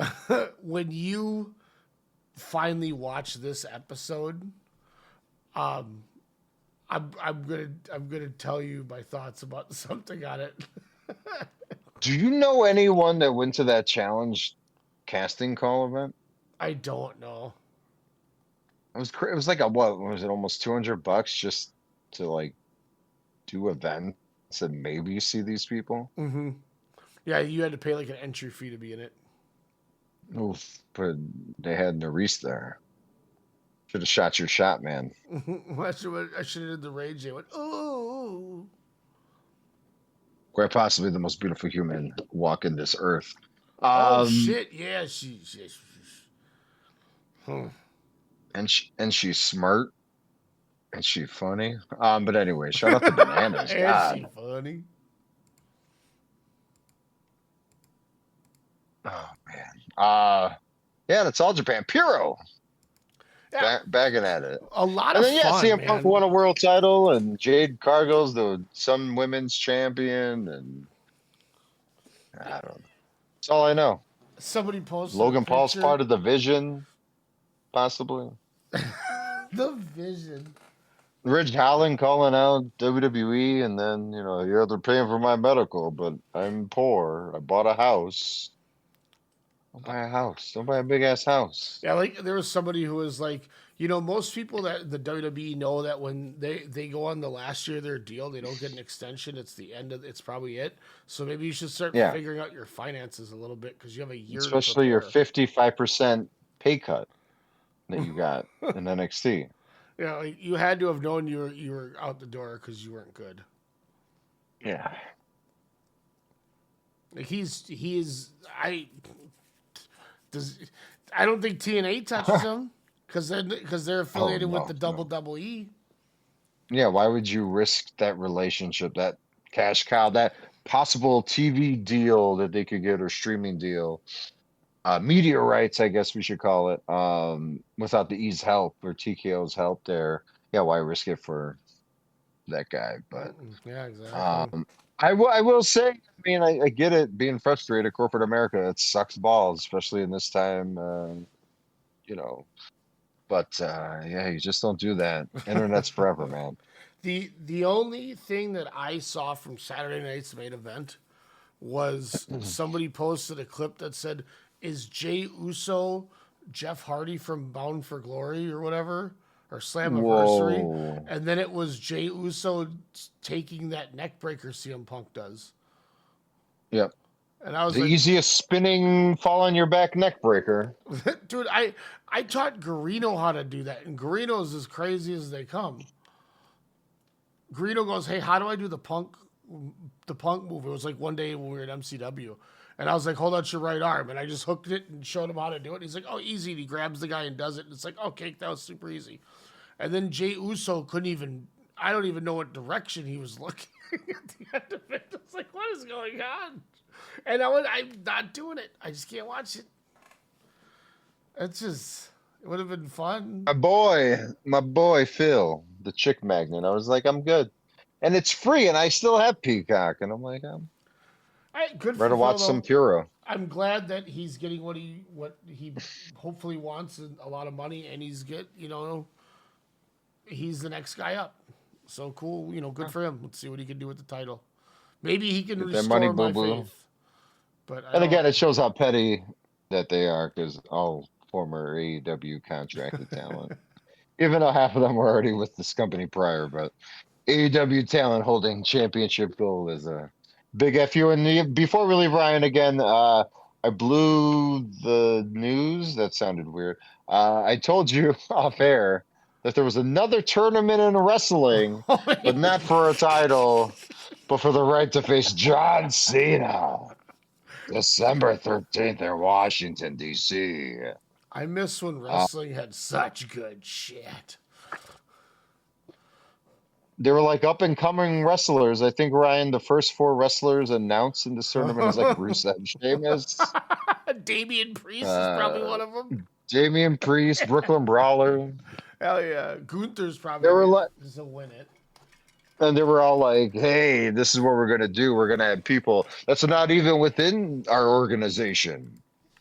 So everyone's speculating Edge and Jericho and come on, guys. Tony Khan's not that stupid. Andrade's not worth it. Is El Idolo going to show up? Fucking hope so. I hope he wins it all. That shit would be That was the big. fuck. And then he's like the new Andrade, which is the new Jeff Jarrett. What is this? I won't be watching that tournament. It's wow. A fan on X said, "Oh man, Rusev versus Priest. That's a slammer of an opener." Another fan commented, "Damian Priest versus Rusev is going to be a banger." It's not. Who says Damian Priest has banger matches? They had what, one against a Puerto Rican rapper or reggaeton guy? Somebody said, "Oh man, Sheamus bringing that Celtic Fury against Nakamura's knee strikes. This is straight fire, pure banger material." Another said, "Going to be a hell of a match." This shit is stupid. Oh God, I thought we weren't gonna do this tonight. Say goodnight, Ryan.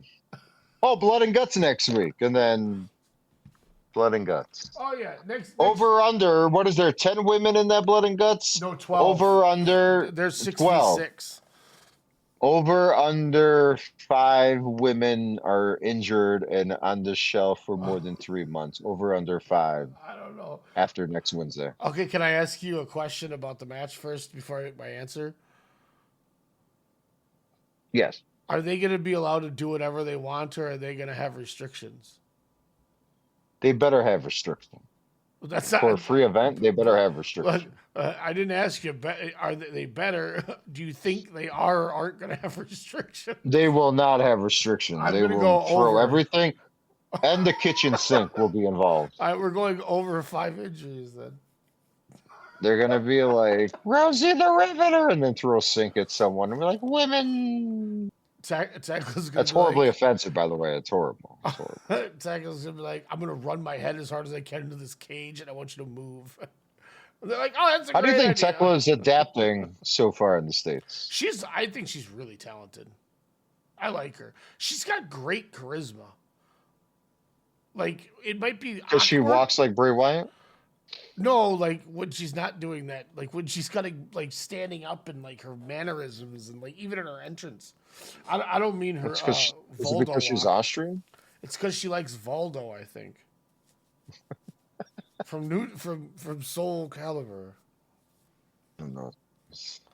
That shit. Isn't that a video game from Sega? No, yeah, Sega. I think Sega did. No. Before? Oh, I'm pretty sure. Speaking of that, GTA 6 delayed until November 2026. Will it see that date, or will we ever see GTA 6? When they delayed it initially till May, I said they're gonna push it till Christmas anyway, which is fine. I don't care. Yeah. Take your time. You gave us a Yeah. game that came out 2011 that's still one of the most played games in the world right now or something. This Still? game, this was dude, there's still like 1 million people a day that play that shit online. Like Kyle plays religiously GTA Online in modded servers where it's like a role playing where like they have like everybody has jobs and they get paid and you make money and that's how you buy in-game stuff and like it's crazy. What? It's wild. It's fun. There's rappers out there making like millions of dollars off people running paid to play GTA servers. Dude, And Rockstar is okay with that, huh? well, because it's modded. They don't have control of the mod. Interesting. But I mean, Well, but that's what I'm saying. Utilizing their content, like they're just like whatever. Yeah, I mean, they make so much money on this. So like, you want to take an extra year to make sure you're going to give me a game that I'm going to be able to play, hopefully For until another I'm 12 years. Yeah, hopefully for the rest of my life. You know, let's do this. You know. Hey, man, I still throw San Andreas on the Xbox like- Live every now and then. Like, if Rockstar says they need more time to make it right, why the hell would you judge Rockstar? You know what I mean? I would never question Rockstar. And isn't that on brand for Rockstar? Let's be real. Like, no Yeah. one thought this was going to be. No, they're perfectionists. There's a reason they've been Yeah. working on this game for like 10 years or whatever.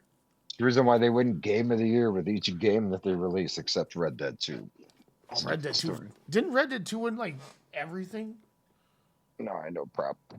I came fucked. But they don't. That's why they're the best probably game company in the world. Whoa, over Nintendo? Yeah. Yes. Apparently, Did you not fuck with Dr. Mario back in the day? Dr. Mario was yeah.